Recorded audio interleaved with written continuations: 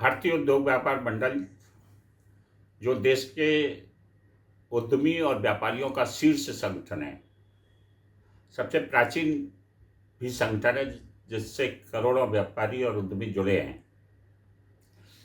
हम रेहड़ी पटरी वाले से लेकर बड़े उद्योगपति तक सबके हितों की चिंता करते हुए संगठन के माध्यम से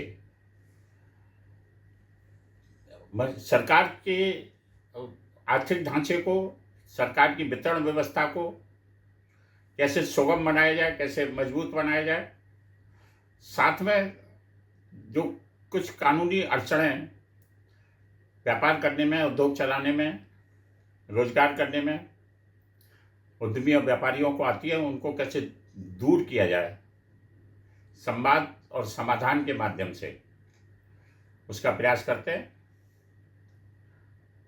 देश को आज विकसित भारत बनाने के लिए जिस प्रकार का संकल्प प्रधानमंत्री श्री नरेंद्र मोदी जी ने नहीं, संपूर्ण देश ने लिया है, उसमें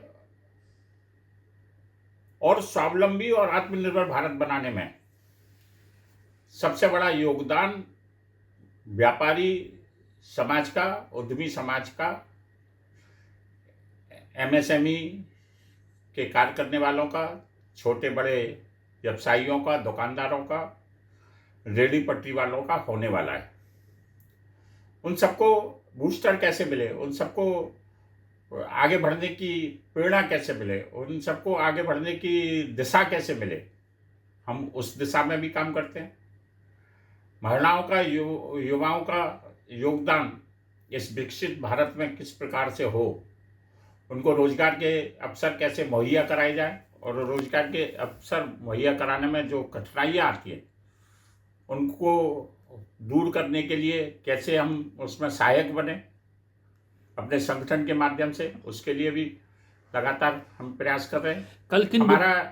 हमारा कल की बैठक के लिए सर्वप्रथम हमारा एक संकल्प है, एक देश एक निर्वाचन एक चुनाव, जो देश के लिए भी आवश्यक है, देश की अर्थव्यवस्था के लिए भी आवश्यक है, और जो निरंतर चुनाव होते हैं, चाहे वो पार्लियामेंट के हों, चाहे वो विधानसभाओं के हों, चाहे वो जिला पंचायतों के हों, चाहे नगर निकायों के हों, उन सबसे सर्वाधिक परेशानी किसी को भोगनी पड़ती है तो वो व्यापारी समाज को भोगनी पड़ती है। आवागमन बंद हो जाता है, लेन देन बंद हो जाता है।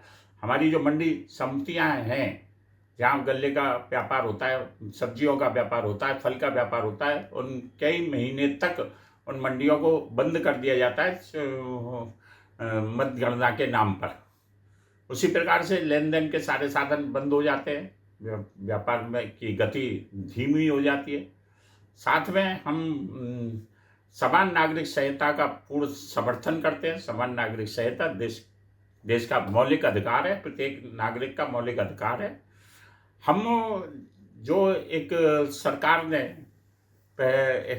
हर व्यापारी की पहचान के लिए जो कदम उठाया कि उसको अपने प्रतिष्ठान पर उसकी मालिक की और कर्मचारियों की डिटेल लिखनी पड़ेगी, उसका भी हम समर्थन करते हैं। और हम ऑलरेडी चूँकि जो जीएसटी में पंजीयन है, जो लेबर एक्ट में पंजीयन है, जिसका किसी भी प्रकार से जो रजिस्टर्ड व्यापारी है उसको तो अपना पंजीयन अपनी दुकान, अपने प्रतिष्ठान, अपने कारखाने के आगे प्रदर्शित करना ही पड़ता है।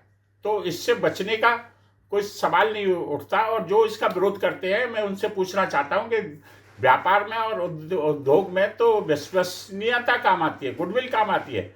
जब व्यक्ति की गुडविल होगी, प्रतिष्ठान की गुडविल होगी, तभी उसका व्यापार और उद्योग बढ़ेगा। तो उससे बचने का और बच के, इसका मतलब वो नकारात्मक काम कर रहे हैं, इसका मतलब उस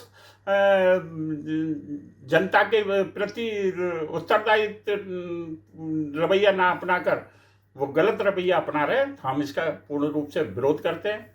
हम साथ में जो जिस प्रकार से सरकार ने अर्थव्यवस्था को मजबूत बनाने के लिए कदम उठाए हैं, उसमें जो कमियां हैं, खामियां हैं, हम जीएसटी काउंसिल में 2 प्रतिनिधि उद्यमियों के और 2 प्रतिनिधि व्यापारियों के भी शामिल हों, क्योंकि जिनके विषय पर जीएसटी काउंसिल बात करती है, काम करती है, निर्णय करती है, उनका प्रतिनिधि उसमें नहीं होगा तो उनकी मुख्य बातों को, उनके विषय को, उनकी कठिनाइयों को कौन रखेगा।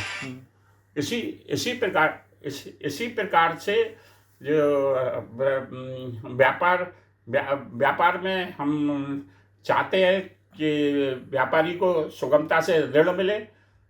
हमने मांग रखी है प्रधानमंत्री जी के सामने और वित्त मंत्री जी के सामने कि जिस प्रकार से आप किसान क्रेडिट कार्ड देते हो, उसी प्रकार से व्यापारी क्रेडिट कार्ड योजना को लागू किया जाए। हम मांग करते हैं कि जिस प्रकार से आप कर्मचारी भविष्य निधि बनाते हो, उसमें कर्मचारी का भी पार्टिसिपेट होता है और सरकार का भी पार्टिसिपेट होता है, उसी प्रकार से व्यापारी भविष्य निधि योजना भी चालू की जाए। हम मांग करते हैं कि व्यापारी पेंशन योजना केंद्र सरकार ने बनाई है, परंतु वो व्यापारी के दृष्टि से ऊँट के मुंह में जीरे के समान है और वो व्यवहारिक नहीं है। इसलिए उसको 3 श्रेणियों में विभक्त करके व्यापारी पेंशन योजना को लागू किया जाए। और जो इंस्पेक्टर राज कहीं भी बाकी रह गया है, जो आज भी जीएसटी और विभिन्न विभाग और खाद्य फूड एडमिनिस्ट्रेशन एक्ट के नाम पर व्यापारियों का जो उत्पीड़न होता है, उस उत्पीड़न को रोकने के लिए प्रभावी कार्रवाई की जाए। इन सबके साथ जो स्थानीय समस्याएं होंगी उन पर भी विचार करेंगे, परंतु सरकार को भी मजबूत करेंगे, समस्याओं का हल भी करेंगे और देश की अर्थव्यवस्था को मजबूत बनाने के लिए अपना योगदान भी देंगे। ये हमारा संकल्प भी है, ये हमारा विजन भी है और इसके लिए हम पूरी ताकत से पूरे संगठन के लोग तैयार हैं। अगर आप ये वीडियो YouTube पर देख रहे हैं तो हमारे चैनल को सब्सक्राइब करें और बेल आइकन को दबाना ना भूलें। अगर आप Facebook पर ये वीडियो देख रहे हैं तो हमारे पेज को लाइक करें।